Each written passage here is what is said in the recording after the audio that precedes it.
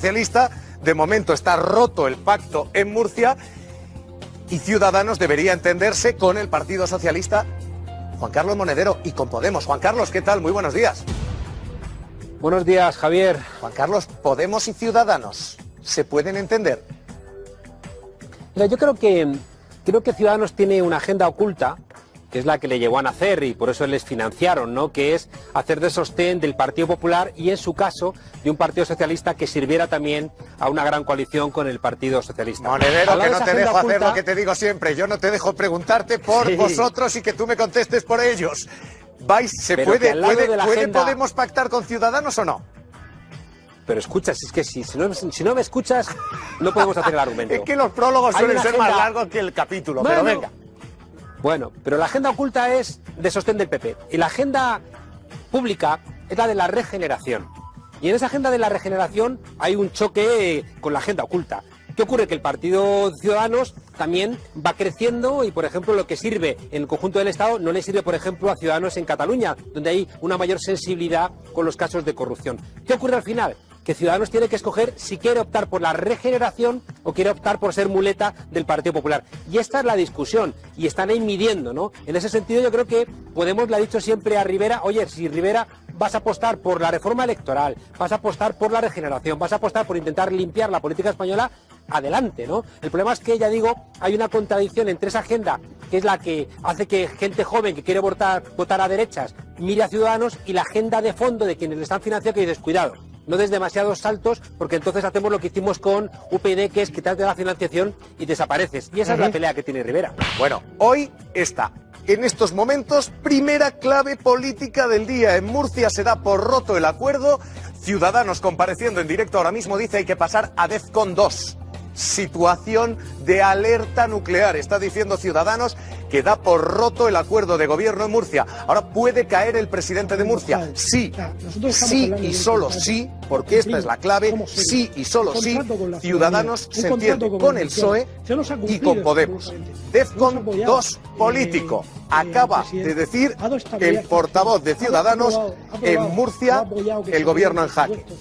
Está siendo partícipe, está siendo un partido útil, el más útil de los que... La otra clave, Monedero, la otra jugada del día es la del autobús. El autobús de Hazte Oír con respuesta judicial, el autobús varado allí y con respuesta política. Hoy dos grupos diciendo que se les retire la utilidad pública. Hay fallo judicial, diciendo esto es un posible delito que atenta contra los homosexuales, lesionando su dignidad, y hay un movimiento político de quien dice, oiga, estos señores tienen desgravaciones, gracias al gobierno, que las devuelvan. ¿Qué hay que hacer? ¿Cuál va a ser la respuesta, Monedero?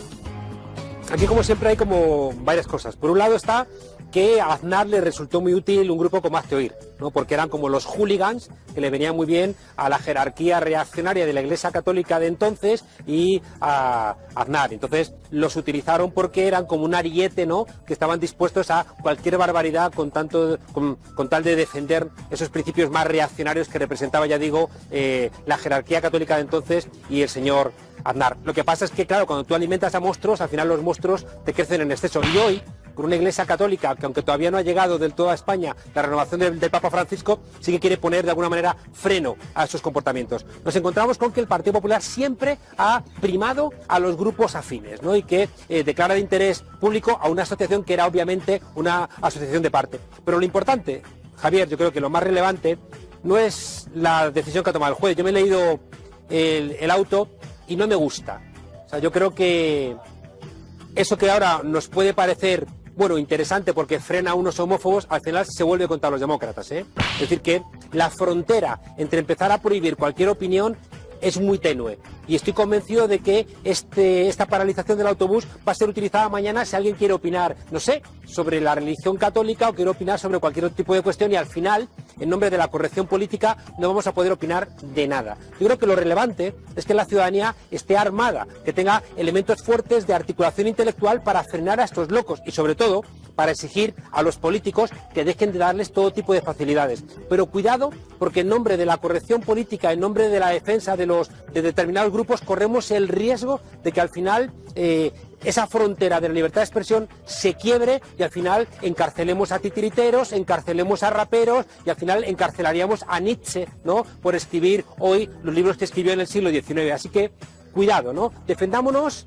sin dañar a la democracia, porque corremos mucho riesgo de que silenciando ese autobús nos silenciemos a nosotros mismos. Y yo creo que la sociedad española es lo suficientemente fuerte como para poder frenar a estos homófobos, a estos locos, hacer ver al Partido Popular que deje de sostenerlos, hacer ver a los ayuntamientos que dejen de apoyarles, pero al mismo tiempo entender que la libertad de expresión está por encima de el desprecio que tenemos a este tipo de odio que expresa este autobús. Monedero, que sepas que Camacho está aquí asintiendo. Bueno, sorprendido me tienes. El problema es que yo procuro ser coherente y seguramente que a lo mejor Camacho estuvo de acuerdo en castigar a los titiriteros, hasta de acuerdo Hombre, con lo bien que se ibas. condene al rapero, etcétera. Entonces, yo lo que procuro es ser coherente con la libertad de expresión, no solamente cuando me beneficia, sino procurar defender la libertad de expresión en todos los ámbitos. De acuerdo. Y las ideas de uno me parecen tan despreciables como las de otros, pero el derecho a expresarlas me parece lo fundamental. Monedero, dejadme meterme aquí en medio, para un momento de concordia que teníamos en las mañanas de 4, aunque haya durado un segundo, déjame disfrutarlo. Ha hablado Hazte Oír, y Hazte Oír dice, no, lo que hay es una doble vara, muy injusta con los católicos, muy dura con la derecha y con mucha manga ancha para los de Podemos, para Rita Maestre. Pero, Javier, esto es lo que ha dicho Hazte Oír, escúchalo. Ya. Escúchalo. En España ha dejado de existir la libertad de expresión. La Inquisición gay ha impuesto su dictadura, que niega los derechos a los disidentes. Entendemos que el juez sienta miedo ante la demostración de fuerza del poder político y del poder mediático. Políticos insultándonos, amenazas de muerte en redes sociales, condenas y amenazas de alcaldes, y un juez que acuerda, a petición del establishment, secuestrar nuestro autobús. Monedero, doble vara a vuestro favor. Hay que ir al fondo, ¿no? Si uno mira, no sé, estoy pensando en Bernardo Álvarez, el que era el arzobispo de Tenerife, ¿no? Planteando aquello de que los pederastas de alguna manera eran seducidos, ¿no?, por los jovencitos. Si miramos toda la serie, ¿no?, de declaraciones de buena parte de la jerarquía católica, dan susto. Si vemos cómo Granados, por ejemplo, se embolsaba 1 millón, pero por dar la posibilidad de que determinadas asociaciones religiosas hicieran colegios, a ver qué enseñan en sus colegios. Si uno mira la propaganda a través de los medios de comunicación, si uno mira cómo la Iglesia Católica dedica parte de su dinero que obtiene de la declaración de la renta a financiar medios de comunicación, nos encontramos con que detrás de todo esto lo que hay es al revés, ¿no? Hay un intento de convertir a España, que debiera ser un país laico, aunque la Constitución dice que solamente sea confesional, precisamente por la presión que hicieron las asociaciones católicas, ya digo, debiera ser capaz de diferenciar, ¿no?, lo que es en una democracia las ideas religiosas de lo que es la construcción democrática. Los jerarcas de la Iglesia Católica se meten bastante en nuestras camas, en nuestras vidas, en nuestra ciencia, en nuestra cotidianidad. Y por tanto yo creo que es bastante injusto que se plantee que es al revés, ¿no? A día de hoy la Iglesia Católica sigue teniendo todo tipo de privilegios, de no pagar impuestos, de tener presencia en la enseñanza, de tener presencia en los cuarteles, de tener presencia en todas las festividades públicas, y por tanto yo creo que es al revés, ¿no? Tenemos que laicizar todavía bastante, ¿no?, la sociedad española, y que no se hagan las víctimas, porque durante demasiado tiempo las víctimas han sido quienes han querido ir un poquito más allá de la cerrazón sexual de la jerarquía católica. Estamos teniendo, año 2017, debates sorprendentes por lo trasnochado. El de quien desprecia a homosexuales y transexuales, es solo el primero. En las últimas horas, en la Eurocámara, no se pierdan esto, el desprecio a las mujeres directamente. Debate parlamentario en la Eurocámara. Y el diputado polaco que responde a la española, a la socialista Irache García, dice que por supuesto que las mujeres tienen que cobrar menos, porque son menos inteligentes y menos fuertes. Literalmente, en un parlamentario dice esto. Theoretical physics Olympiad, the first place of women, of girls. I can tell you, 800. Do you know how many women are in the first 100 of chess players? I tell you, no one. And of course, women must earn less than men, because they are weaker, they are smaller, they are less intelligent, and they must earn less. That's all. Más débiles y por tanto deben pagar menos inteligentes, Palomera. Además no jugamos al ajedrez, fíjate, o sea, que es lo que está diciendo. Yo creo que hay declaraciones que se desacreditan por sí solas, pero lo más grave no es la presencia de él en el Parlamento, sino de los polacos que le hayan votado para que le represente ahí, ¿no? Yo creo que es que se descalifica por completo y la intervención de Iratxe García... es que no tenía que haber discutido Iratxe. Véanla. Es que no voy a entrar en ese trapo. ¿No? Hay cosas que no hay que dignificar ni con una respuesta. Véanla, porque lo que ocurrió y el debate que estamos teniendo siglo XXI es casi del siglo XIX. Debate sobre si las mujeres son o no inferiores en el Parlamento Europeo. Vergonzoso. Theoretical Physics Olympiad, the first place of women, of girls. I can tell you, 800. Do you know how many women are in the first 100 of chess players?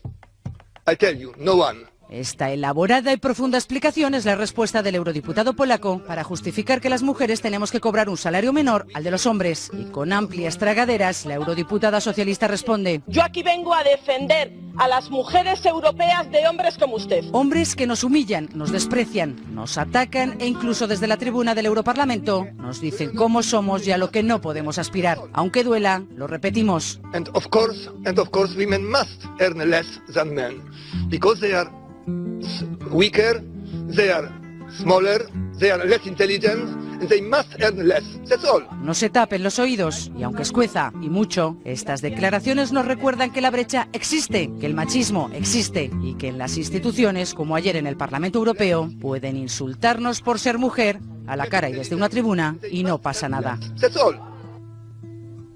Monedero, no hay mucho debate sobre el fondo de la cuestión, sí sobre las formas.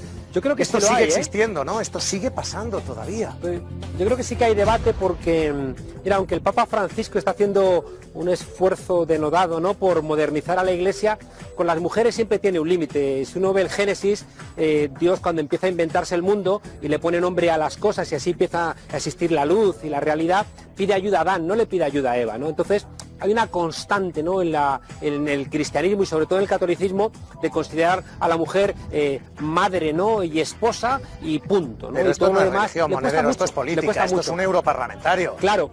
Pero fíjate que Polonia es un país que, por una suerte de péndulo, pasó, ¿no?, de la dictadura bolchevique, se fue al otro lado, ¿no?, y ha construido del catolicismo un elemento central de la reconstrucción democrática en Polonia. Y ahí la Unión Europea es la que tenía que haber exigido comportamientos de diferenciación entre religión y política. Si es que a veces en la propia Unión Europea tenemos comportamientos de injerencia religiosa que los criticamos si tienen lugar en Irán o en Afganistán, pero es que también tienen lugar dentro de la Unión Europea y por tanto lo que tendremos que hacer es un esfuerzo de colocar a la religión donde le corresponde, que es en la fe individual de la gente y sacarla de la política, porque si no nos encontramos con estas cosas. Pues Juan Carlos Monedero, cuídate, gracias, un abrazo.